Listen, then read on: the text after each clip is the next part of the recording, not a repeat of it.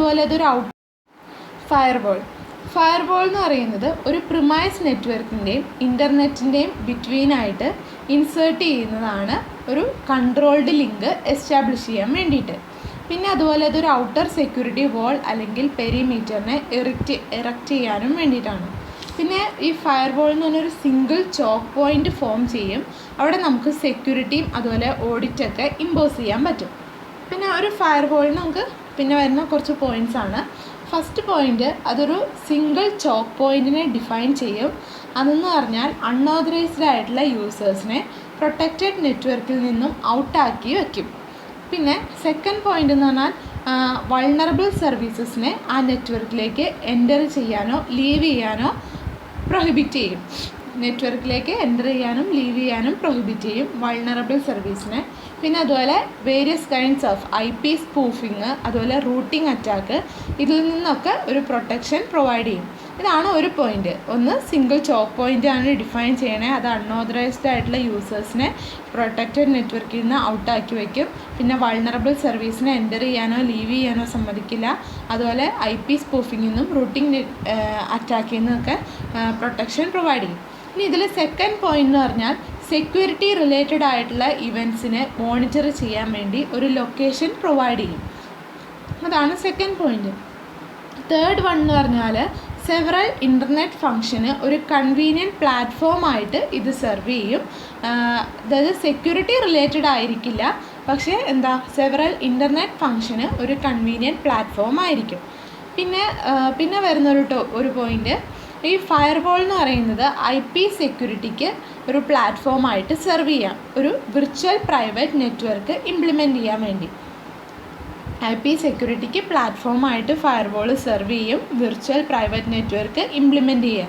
പിന്നെ ഫയർവാൾ എന്ന് പറഞ്ഞാൽ പെനട്രേഷനിൽ നിന്നും ഇമ്മ്യൂൺ ആയിരിക്കണം.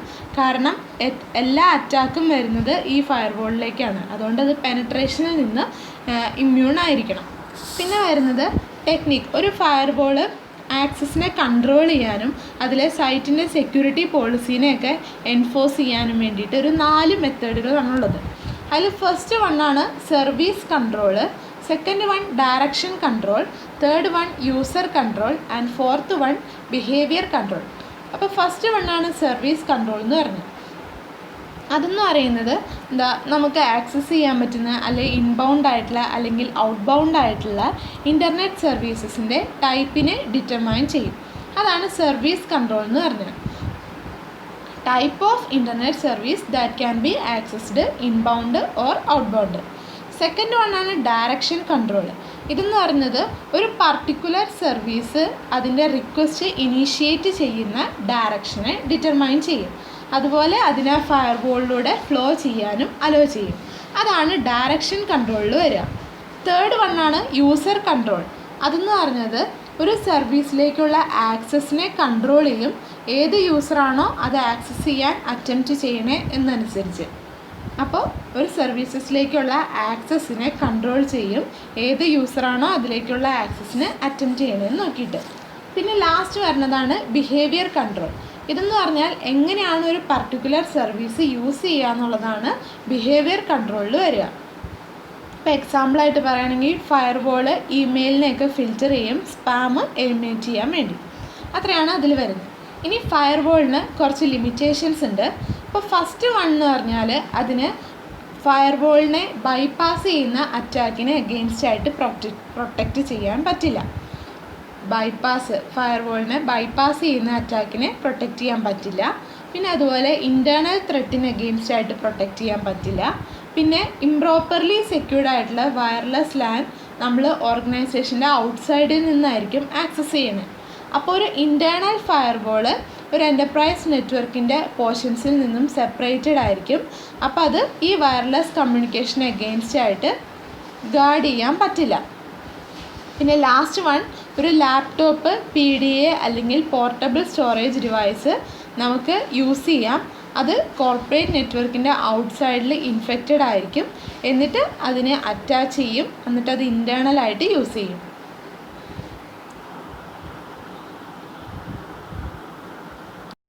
സെക്യൂരിറ്റി.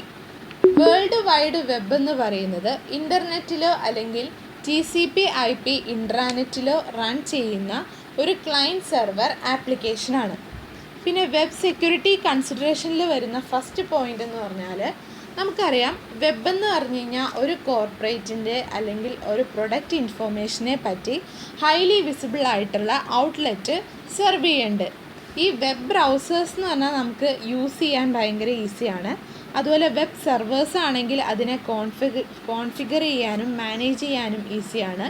വെബ് കണ്ടൻറ് ആണെങ്കിലും ഡെവലപ്പ് ചെയ്യാൻ ഈസിയാണ്. പക്ഷേ അതിൽ അണ്ടർലൈ ചെയ്യുന്ന സോഫ്റ്റ്വെയർ എന്ന് പറഞ്ഞാൽ എക്സ്ട്രാ ഓർഡിനറിലി കോംപ്ലക്സും ആയിരിക്കും. പിന്നെ വരുന്ന പോയിൻ്റ്, വെബ് സെർവറിനെ നമുക്കൊരു ലോഞ്ചിങ് പാഡായിട്ട് എക്സ്പ്ലോയിറ്റ് ചെയ്യാൻ പറ്റും ഒരു കോർപ്പറേഷൻ്റെ അല്ലെങ്കിൽ ഏജൻസിയുടെ എൻറ്റയർ കമ്പ്യൂട്ടർ കോംപ്ലക്സിലേക്ക്.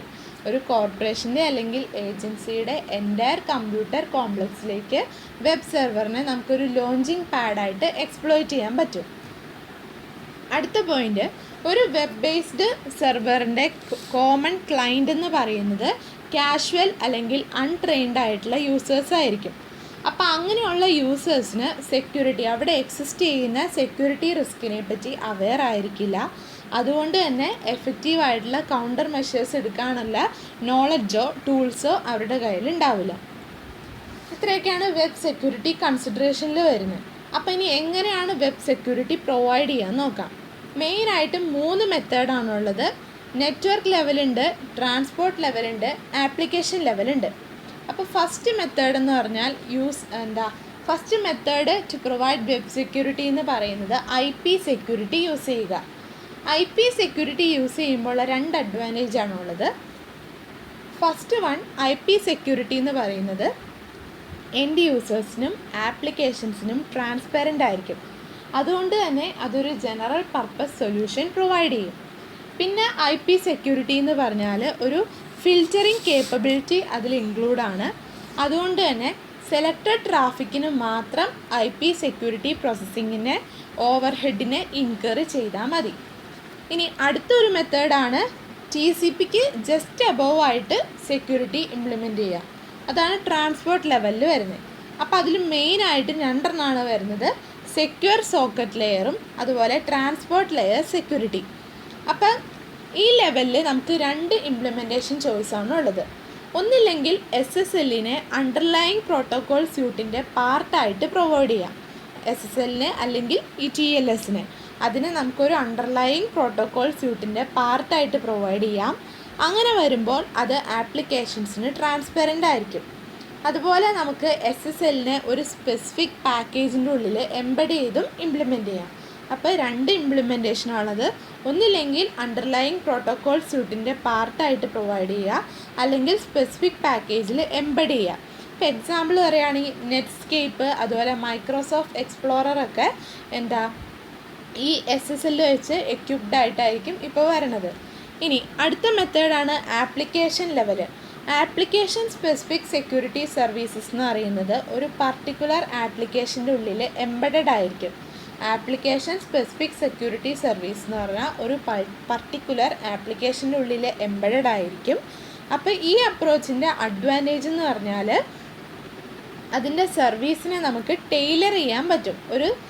ഒരു ഗിവൺ ആപ്ലിക്കേഷൻ്റെ സ്പെസിഫിക് ആവശ്യത്തിന് വേണ്ടിയിട്ട് അതിൻ്റെ സർവീസിനെ നമുക്ക് ടൈലർ ചെയ്യാൻ പറ്റും.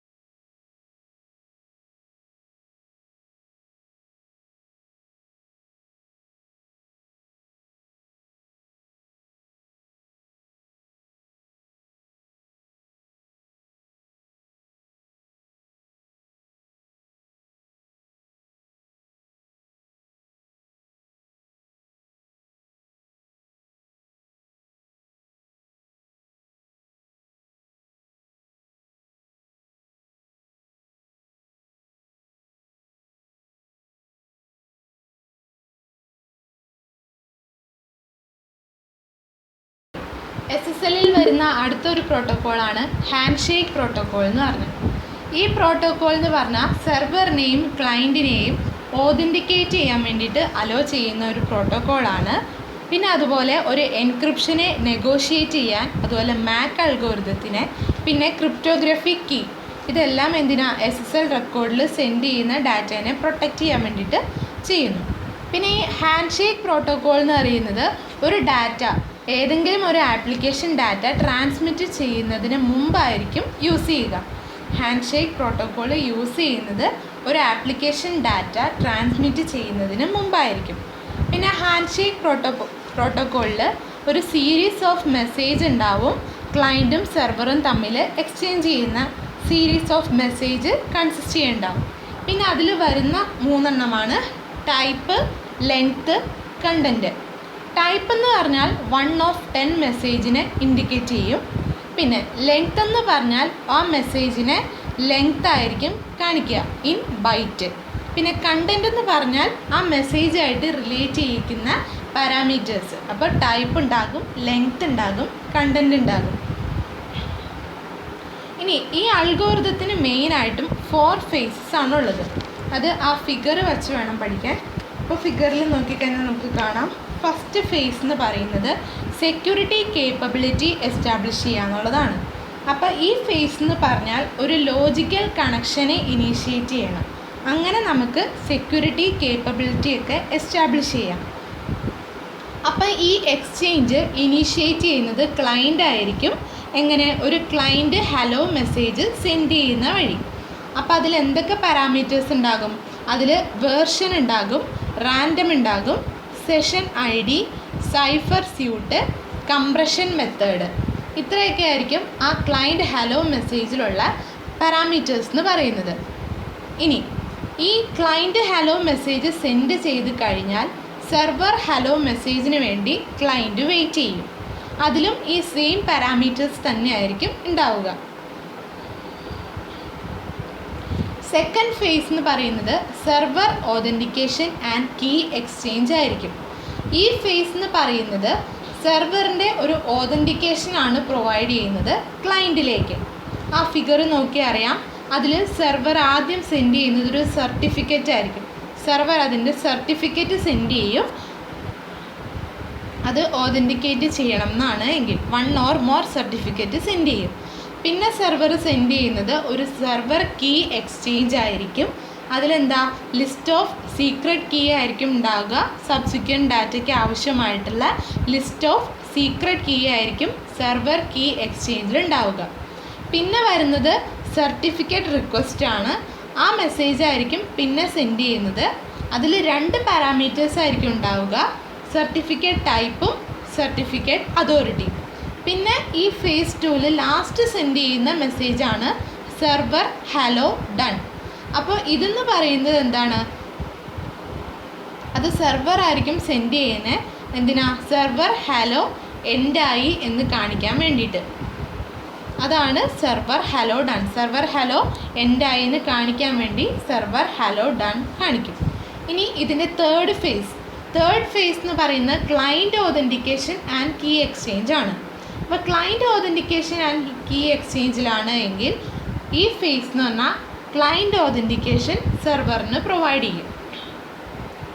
അപ്പോൾ എന്താ, സെർവറിൻ്റെ സർട്ടിഫിക്കറ്റിനെ എല്ലാം ക്ലയൻറ്റ് വെരിഫൈ ചെയ്യും.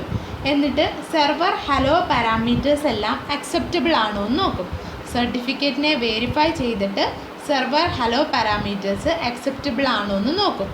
എല്ലാം സാറ്റിസ്ഫാക്ടറി ആണ് എങ്കിൽ ക്ലയൻറ്റ് ഒരു സർട്ടിഫിക്കറ്റ് മെസ്സേജ് സെൻഡ് ചെയ്യും. സെർവർ ആ സർട്ടിഫിക്കറ്റിന് വേണ്ടി റിക്വസ്റ്റ് ചെയ്തിട്ടുണ്ട് എങ്കിൽ. ഇല്ല എങ്കിൽ സ്യൂട്ടബിൾ ആയിട്ടുള്ള സർട്ടിഫിക്കറ്റ് അവൈലബിൾ ആയിരിക്കും. Client sends no certificate alert.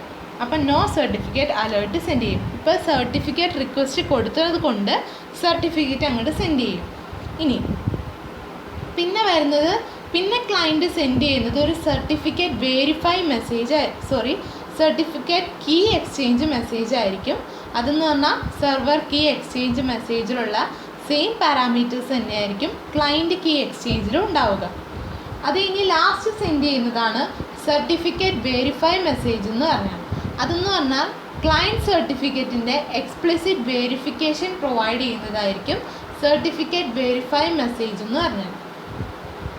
അപ്പോൾ ക്ലയൻറ്റ് പ്രീവിയസ് മെസ്സേജിനെ എല്ലാം എൻക്രിപ്റ്റ് ചെയ്യും ആൻഡ് മാസ്റ്റർ സീക്രട്ട് അതിൻ്റെ പ്രൈവറ്റ് കീ വെച്ച് മാസ്റ്റർ സീക്രട്ടിനെയും പ്രീവിയസ് മെസ്സേജിനെ എല്ലാം ക്ലയൻറ്റ് എൻക്രിപ്റ്റ് ചെയ്യും. ഇനി ലാസ്റ്റ് ഫേസാണ് 4, അതിൽ ഫിനിഷാണ് വരുന്നത്. അപ്പോൾ ഈ ഫേസ് എന്ന് പറയുന്നത് ഒരു സെക്യൂർ കണക്ഷൻ സെറ്റപ്പ് ചെയ്ത് കംപ്ലീറ്റ് ആയി അന്നേരം ക്ലയൻറ്റ് ഒരു ചേഞ്ച് സൈഫർ സ്പെക്ക് സെൻഡ് ചെയ്യും. എന്നിട്ട് പെൻഡിങ് സൈഫർ സ്പെക്കിനെ എല്ലാം കറണ്ട് സൈഫർ സ്പെക്കായിട്ട് കോപ്പി ചെയ്യും. അതാണ് ചേഞ്ച് സൈഫർ സ്പെക്ക് മെസ്സേജിൽ വരിക. അത് കഴിഞ്ഞിട്ട് ക്ലയൻറ്റ് വീണ്ടും ഒരു ഫിനിഷ്ഡ് മെസ്സേജ് കൂടി സെൻഡ് ചെയ്യും. ഇനി സെർവർ എന്ത് ചെയ്യും? സെർവർ അപ്പോൾ ഒരു change cipher spec message send ചെയ്യും കറണ്ട് പെൻഡിങ് ആയിട്ടുള്ളതിനെ കറണ്ടിലേക്ക് മാറ്റാൻ വേണ്ടി. അത് കഴിഞ്ഞിട്ട് അതിൻ്റെ ഫിനിഷ്ഡ് മെസ്സേജ് സെൻഡ് ചെയ്യും. ഈ പോയിന്റിൽ ഹാൻഡ് ഷേക്ക് കംപ്ലീറ്റ് ആവും. അങ്ങനെ ക്ലയൻറ്റും സെർവറും ആപ്ലിക്കേഷൻ ലെയർ ഡാറ്റേനെ എക്സ്ചേഞ്ച് ചെയ്യാൻ തുടങ്ങും. ഇതാണ് ഹാൻഡ് ഷേക്ക് പ്രോട്ടോക്കോളിൽ വരുന്നത്.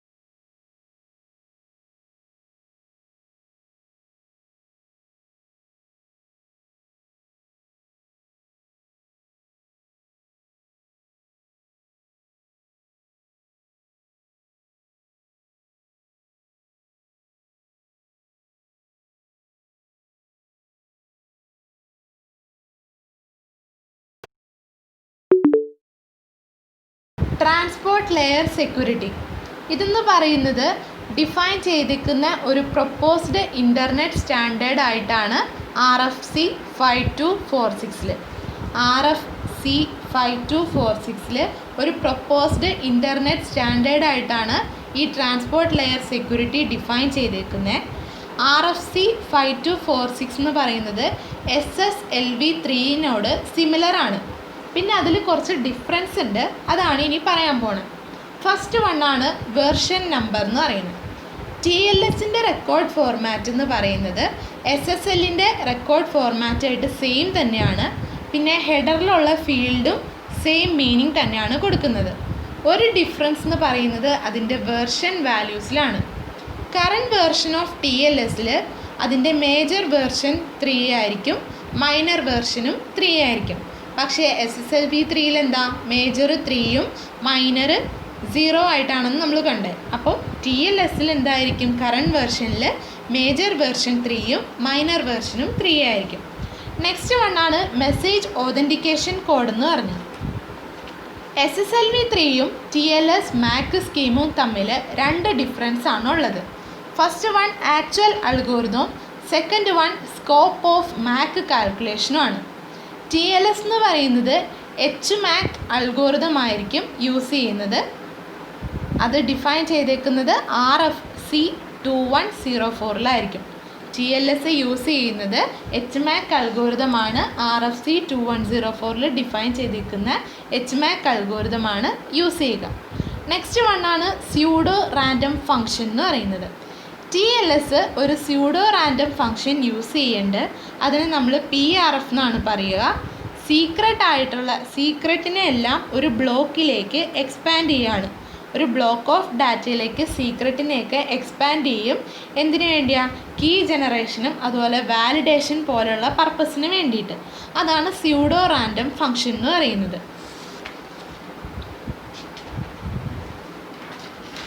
പിന്നെ അതിലൊരു ഫിഗർ കൊടുത്തിട്ടുണ്ട്, ആ ഫിഗർ പഠിക്കാം.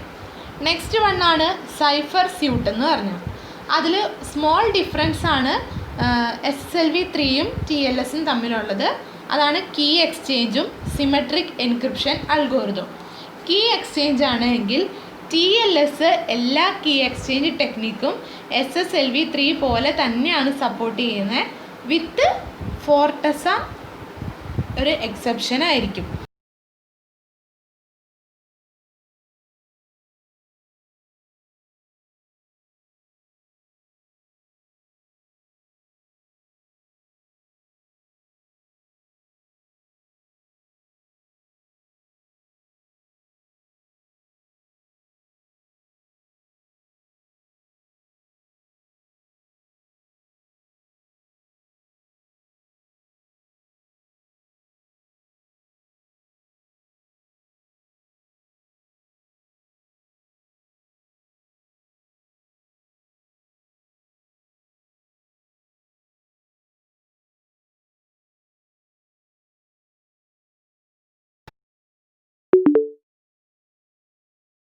Secure electronic transaction. Secure electronic transaction എന്ന് പറയുന്നത് ഒരു ഓപ്പൺ എൻക്രിപ്ഷനാണ്. പിന്നെ അതുപോലെ സെക്യൂരിറ്റി സ്പെസിഫിക്കേഷനുമാണ്. അതെന്ന് പറഞ്ഞാൽ ക്രെഡിറ്റ് കാർഡ് ട്രാൻസാക്ഷൻ, ഇൻ്റർനെറ്റിലുള്ള ക്രെഡിറ്റ് കാർഡ് ട്രാൻസാക്ഷനെയൊക്കെ പ്രൊട്ടക്റ്റ് ചെയ്യാൻ വേണ്ടി ഡിസൈൻ ചെയ്തേക്കുന്ന ഒരു ഓപ്പൺ എൻക്രിപ്ഷൻ ആൻഡ് സെക്യൂരിറ്റി സ്പെസിഫിക്കേഷനാണ് സെറ്റ് എന്ന് പറയുന്നത്. ഇത് ഡെവലപ്പ് ചെയ്തത് വിസയും അതുപോലെ മാസ്റ്റർ കാർഡുമാണ്. പിന്നെ ഇത് 3 ടൈപ്പ് ഓഫ് സർവീസുകളാണ് പ്രൊവൈഡ് ചെയ്യുന്നത്. First one confidentiality, second one trust and third one privacy. Confidentiality എന്ന് പറഞ്ഞാൽ എല്ലാ മെസ്സേജസും ഇൻക്രിപ്റ്റഡ് ആയിരിക്കും. സെക്കൻഡ് വൺ ട്രസ്റ്റ്, അതായത് എല്ലാ പാർട്ടീസിനും ഒരു ഡിജിറ്റൽ സർട്ടിഫിക്കറ്റ് ആവശ്യമാണ്. പിന്നെ പ്രൈവസി എന്ന് പറഞ്ഞാൽ ഇൻഫോർമേഷൻ എവിടെ എപ്പോൾ ആവശ്യം വരുന്നോ അന്നേരം മാത്രമായിരിക്കും ഇൻഫോർമേഷനെ നമ്മൾ അവൈലബിൾ ആക്കും. അതാണ് പ്രൈവസിയിൽ വരുന്നത്. പിന്നെ സെക്യൂർ ഇലക്ട്രോണിക് ട്രാൻസാക്ഷൻ്റെ ബിസിനസ് റിക്വയർമെൻറ്റ്സ് ആണ് അടുത്തത് പറയുന്നത്. ഇതെന്ന് പറയുന്നത് പേയ്മെൻറ്റിനും അതുപോലെ ഓർഡറിങ് ഇൻഫർമേഷനും എല്ലാം ഒരു കോൺഫിഡൻഷ്യാലിറ്റി പ്രൊവൈഡ് ചെയ്യുക എന്നുള്ളതാണ് ഫസ്റ്റ് സ്റ്റെപ്പ്. പേയ്മെൻറ്റിനും ഓർഡറിങ് ഇൻഫർമേഷനും കോൺഫിഡൻഷ്യാലിറ്റി പ്രൊവൈഡ് ചെയ്യുക. അപ്പോൾ അതെങ്ങനെയാണെന്ന് വെച്ചാൽ ഒരു കാർഡ് ഹോൾഡറിന് ആ ഇൻഫോർമേഷനൊക്കെ സേഫ് ആയിരിക്കും. അത് ഇൻറ്റൻറ്റഡ് ആയിട്ടുള്ള റെസിപ്പിയൻറ്റിന് മാത്രമാണ് കിട്ടുകയുള്ളൂ എന്നൊക്കെ ഒരു കാർഡ് ഹോൾഡർ അഷ്വേർഡ് ആയിരിക്കണം. ഇൻഫോർമേഷൻ സേഫ് ആയിരിക്കണം. പിന്നെ അതുപോലെ അത് ആക്സസ് ചെയ്യുന്നത് നമ്മൾ ആർക്കാണ് കൊടുക്കുന്നത് ആ ആൾ മാത്രമാണ് അത് ആക്സസ് ചെയ്യുന്നുള്ളൂ എന്ന് അഷ്വർ ചെയ്യണം.